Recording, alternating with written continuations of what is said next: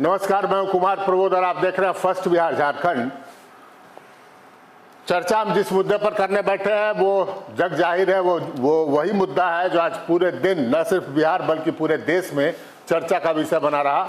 बात कर रहे हैं बिहार के कास्ट सेंसस की, जातीय जनगणना की, जाति आधारित गणना की। ये वो पुस्तिका है जिसमें सरकार ने अपनी रिपोर्ट पेश की है। सरकार ने यह दावा किया है कि इस रिपोर्ट के बाद पूरे देश में क्रांति आ जाएगी। सरकार में जो बैठे लोग हैं वो दावा कर रहे हैं कि पूरे देश में क्रांति आ जाएगी। सबसे ज्यादा चर्चा हो रही है पिछड़ों और अति पिछड़ों की, खास तौर पर अति पिछड़ों की। वैसे हम पहले बता दें कि ये रिपोर्ट भ्रामक इसलिए प्रतीत हो रही है क्योंकि ऐसे लाखों की तादाद में कंप्लेंट्स हमारे पास पहुंचे हैं जो कह रहे हैं कि उनके घर पर कोई आदमी आया नहीं और उनका कैसे उनका जो है उनकी संख्या निकल गई, ये एक दीगर बात है। लेकिन हम आपको ये बताने जा रहे हैं कि इस आर्थिक जाति आधारित गणना के बाद जो आरजेडी और जेडीयू के नेता दावा कर रहे हैं उस दावे की हकीकत क्या है। हम आपको ये बताने जा रहे हैं कि जिन पिछड़ों और अति पिछड़ों की बात की जा रही है उनके नाम पर राजनीति करने वाले मलाई कैसे खा रहे हैं। आखिर कौन है वो जो पिछड़ों और अति पिछड़ों के नाम पर बिहार में मलाई खा रहा है, ये बताना आपको जरूरी है। ये बताना आपको जरूरी है कि पिछड़ों और अति पिछड़ों की बात करके जो पूरा संसाधन है सरकारी, जो पूरी सुविधा है, जो सरकारी जो पूरा तंत्र है, अमला है, वो किसके हाथों में, पावर जो है, जिसके पैसा वो किसके हाथों में सिमट गया है। क्या वाकई इसके लिए सवर्ण जिम्मेवार हैं या बिहार की मौजूदा परिस्थितियों में कोई दूसरा जिम्मेवार है। ये सारी चीजों को हम आपको बताने बैठे हैं और आपको सचेत करने बैठे हैं कि जातीय जनगणना के बाद कहीं फिर से वही इसी जो मलाई खाने की जो कोशिश हो वो हो रही है, उससे आप सतर्क रहिए, सचेत रहिए। हम आपको सबसे पहले अपने लाइव पर हम बैठे हैं उससे पहले हम आपको सबसे पहले ये राजद सुप्रीमो लालू प्रसाद यादव हैं। आज इनके ताबड़तोड़ ट्वीट्स आए हैं और आरजेडी का जो कार्यकर्ताओं का वर्ग है वो ये साबित करने में लगा है कि लालू प्रसाद यादव ही पिछड़ों अति पिछड़ों के नेल्सन मंडेला या फिर कहें कि अब्राहम लिंकन इस तरीके के स्तर के जो है महानायक हैं। और इनका ट्वीट है, उस ट्वीट के आखिर के लाइन को हम पहले पढ़ेंगे और उसके बाद इसका पोस्टमार्टम करेंगे कि लालू जी, तेजस्वी जी और नीतीश कुमार मलाई कौन खा रहा है और आप नाम किसका ले रहे हैं। पहले लालू यादव जो उन्होंने ट्वीट किया है उसको पढ़िए कि सरकार को अब सुनिश्चित करना चाहिए कि जिसकी जितनी संख्या उसकी उतनी हिस्सेदारी हो। हमारा शुरू से मानना रहा है कि राज्य के संसाधनों पर न्याय संगत अधिकार सभी वर्गों का हो। हम जब केंद्र में 2024 में सरकार बनाएंगे तो पूरे देश में जातीय जनगणना कराएंगे और दलित, मुस्लिम, पिछड़ा, अति पिछड़ा विरोधी भाजपा को सत्ता से बेदखल करेंगे।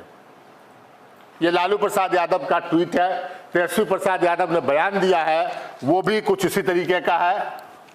अब हम आते हैं बिहार के जातीय जनगणना पर। थोड़ा सा पहले आपको हम इसका बैकग्राउंड बता दें, पहले इसके कुछ आंकड़े बता दें, उसके बाद बताएंगे कि मलाई कौन खा रहा है। और ये जो बात कही जा रही है कि जिसकी जितनी संख्या उसकी उतनी हिस्सेदारी, इसकी हकीकत क्या है, हकमारी कौन कर रहा है बिहार के अति पिछड़ों के साथ जिसकी तादाद सबसे ज्यादा है। पहले आपको बता दें कि सरकार का जो आंकड़ा है वो क्या कहता है। बिहार सरकार ने जातीय सर्वेक्षण कराया, जातीय जनगणना कराई, जातीय आधारित गणना कराई। उसमें आंकड़ा ये कहता है कि इस बिहार में सबसे ज्यादा जो बड़ा वर्ग है, सरकार ने बांटा है खुद ही, वो अति पिछड़ा वर्ग है जिसकी आबादी 36% से ज्यादा है, 36% से ज्यादा। यानी आप इस जान लीजिए कि 1/3 से भी ज्यादा जिसकी आबादी है बिहार में। और अब हम बताने जा रहे हैं आपको एक एक करके कि जो लोग न्याय संगत हिस्सेदारी देने की बात कर रहे हैं वो अति पिछड़ों के साथ कर क्या रहे हैं। एक एक फिगर, चूंकि लालू प्रसाद यादव जी ने ट्वीट किया है, तेजस्वी प्रसाद यादव का दावा है, तो सबसे पहले शुरुआत तेजस्वी प्रसाद यादव और लालू प्रसाद यादव की पार्टी से। न्याय संगत हिस्सेदारी आप दे रहे हैं, तो न्याय संगत हिस्सेदारी यह है कि बिहार सरकार में 15 मंत्री हैं आपके, 15 मंत्री हैं, जिनमें से 10 मंत्री पिछड़े और अति पिछड़े कोटे से आते हैं। छोड़ दीजिए, 15 मंत्री आपके हैं, 36% जो अति पिछड़ा की आबादी है, उसमें सिर्फ एक मंत्री आपकी पार्टी से है,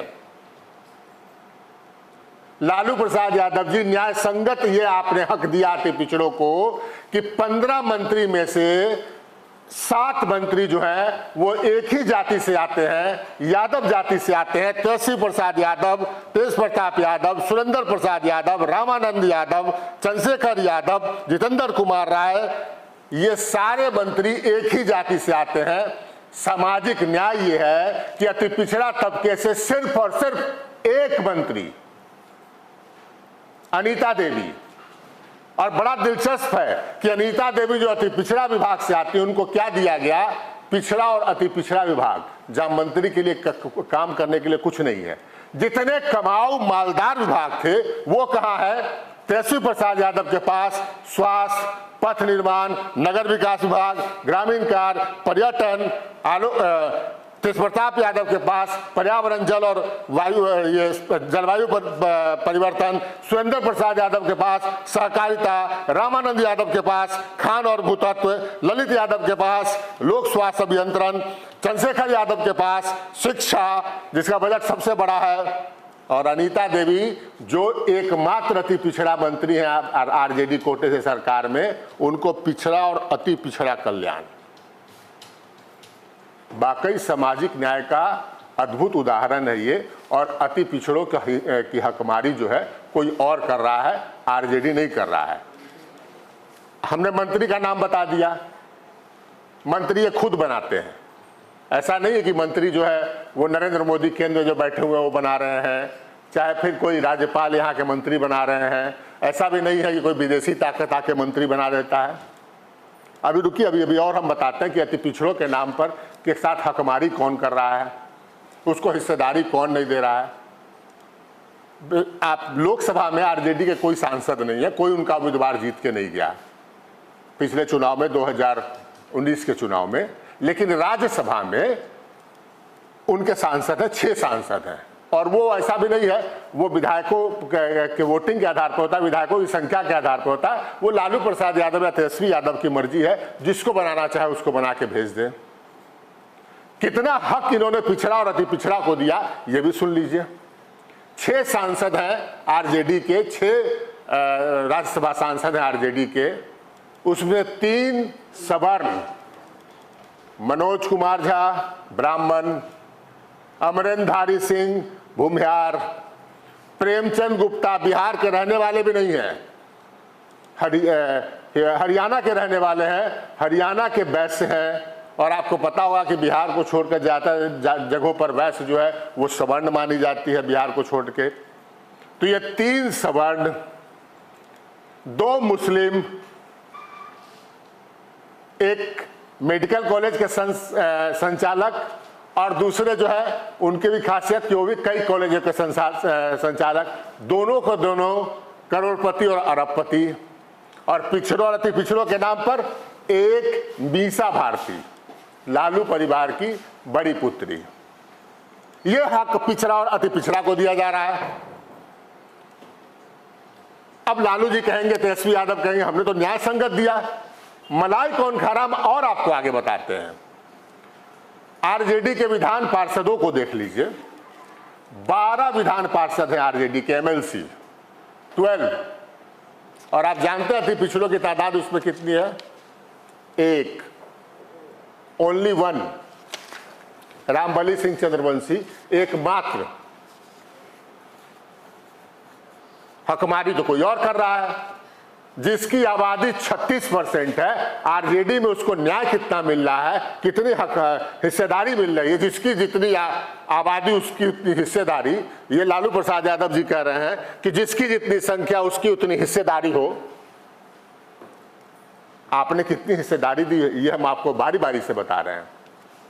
हमने बताया कि मंत्रिमंडल में क्या हाल है, हमने बताया कि जो राज्यसभा सांसद आप चुन के भेजते हैं उसमें क्या हाल है, हमने बताया कि आपके विधान पार्षदों की क्या स्थिति है। हम आपको ये भी बताते हैं लालू जी और तेजस्वी यादव जी कि जो आप सचेतक और विधानसभा और विधान परिषद में सचेतक, मुख्य सचेतक बनाते हैं, जिनको मंत्री का दर्जा दिया जाता है, मंत्री की सुख सुविधा मिलती है, उसमें एक भी अति पिछड़ा आरजेडी का नहीं है, एक भी अति पिछड़ा आरजेडी का नहीं है। नरेंद्र मोदी को तो बनाना नहीं था। हम आपको छोड़ दीजिए उस बात को भी, हम आपको यह बताते हैं कि आरजेडी को चलाने वाले जो आरजेडी के राष्ट्रीय पदाधिकारियों की सूची है उसको देख लीजिए। अध्यक्ष यादव, 4 उपाध्यक्ष, उसमें से 2 यादव, राबड़ी देवी और देवेंद्र यादव, बाकी 2 बचे शिवानंद तिवारी, उदय नारायण चौधरी, एक भी दूसरा पिछड़ा, यादव के अलावा दूसरा कोई पिछड़ा नहीं, एक भी अति पिछड़ा नहीं। 10 महासचिव, उसमें से 5 यादव, एक भी अति पिछड़ा नहीं। न सरकार में हिस्सेदारी 36% वाले को, न राज्यसभा में हिस्सेदारी 36% वाले को, न विधान परिषद में हिस्सेदारी 36% वाले को, न राजद संगठन में हिस्सेदारी 36% वाले को। हकमारी कोई और कर रहा है और पूरा खेल ये हो रहा है कहीं ना कहीं, जो हमें लग रहा है कि ये जो अति पिछड़ा 36% वाले अति पिछड़े हैं, उनके नाम पर अगर राजनीति करके अगर यहाँ जो है दूसरे लोग मलाई खा ले, फिर से एक बार और ज़्यादा मलाई समेट ले, तो हैरानी की बात नहीं हो। वैसे हम सरकार का और भी आंकड़ा पेश कर सकते हैं, लेकिन चूंकि आरजेडी की ओर से ताबड़तोड़ ट्वीट्स, ताबड़तोड़ जो है वो क्या कहते हैं कि दावे वादे, मनोज झा मार्जिनाइज्ड कम्युनिटी के जो लोग हैं गला दाब के बोलते हुए, उनको आगे बढ़ाया जाएगा। मनोज झा जी, आपका मार्जिनाइज्ड जो सबसे हाशिए पर पड़े समाज के लोग हैं, उसमें आपका क्या योगदान था? किस आधार पर, किस खूबी के बल पर आपको आरजेडी का राज्यसभा एमपी बना दिया गया? क्या पिछड़ों की संग लड़ाई लड़ी आपने? मैंने आपका पूरा जीवनी बायोडाटा पढ़ा राज्यसभा के वेबसाइट पर, ऑफिशियल वेबसाइट पर जाकर। चूंकि 2000 जब आप एमपी चुने गए, उससे पहले कहीं बिहार के किसी सामाजिक न्याय से जुड़े या फिर किसी दूसरे मुद्दे जुड़े किसी आंदोलन, मुहिम, संगठन में आपका कोई योगदान तो था नहीं। तो हकमारी तो अब मनोज झा को एमपी बना के हुई, हकमारी तो अमरेंद्रधारी सिंह को एमपी बनाकर की गई, हकमारी तो प्रेम गुप्ता को एमपी बनाकर की गई, हकमारी तो अशफाक करीम जो कटिहार मेडिकल कॉलेज के मालिक हैं उनको एमपी बनाकर की गई। क्राइटेरिया क्या है इनको मंत्री बनाने का, ये जग जाहिर है कि कैसे अमरेंद्रधारी सिंह नाम के कारोबारी आते हैं और आरजेडी के एमपी बन जाते हैं, रातों रात सदस्य भी नहीं होते हैं। कैसे अशफाक करीम आते हैं जो आरजेडी के सदस्य भी नहीं प्राथमिक होते हैं और रातों रात जो है किस बुनियाद पर जो है वो राज्यसभा सदस्य, सांसद बन जाते हैं। तो अति पिछड़ों को के नाम पर जो राजनीति हो रही है, जो मलाई खाई जा रही है, वो हमने आपको बताया कि किस तरीके से मलाई खाई जा रही है। हम आपको ये बता दें कि 30 सदस्यों का फिलहाल मंत्रिमंडल है। वैसे बनाया था इन्होंने 33 लोगों का, तो 33 लोगों में से जब इनका मंत्रिमंडल बना था आरजेडी और जेडीयू का, उसमें से सिर्फ 3 अति पिछड़े थे जो अभी भी हैं। 3 लोगों को रिजाइन करना पड़ा, तो 33 में से 3 अति पिछड़े, 36% की आबादी वाले को 3,